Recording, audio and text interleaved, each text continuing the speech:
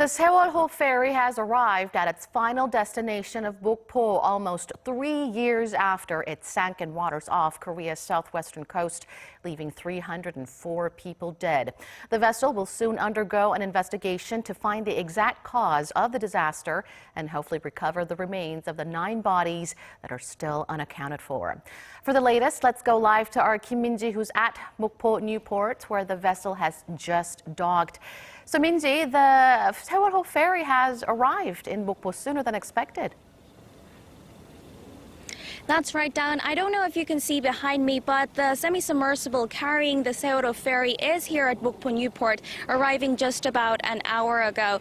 Now, the voyage comes 1,080 days after the vessel capsized off Korea's southwestern coast and 6 days after the ship was salvaged from sea. Now, the journey took about 105 kilometers. It was initially expected to take 8 hours, but took 2 hours less than that. The vessel, the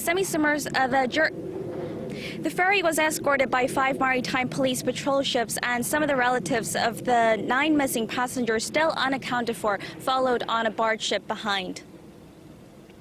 Well, it's good that there were no delays. Could you tell us a bit more on what happens next?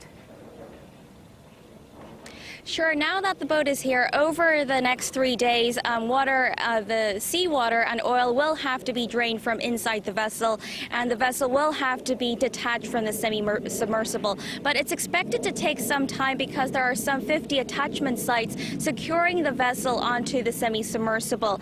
And after that, a module transporter will be used to get the vessel onto land, which will take about a day. So all in all, officials expect the transfer to take about 4 days, provided the weather remains favorable and there are no problems with the equipment.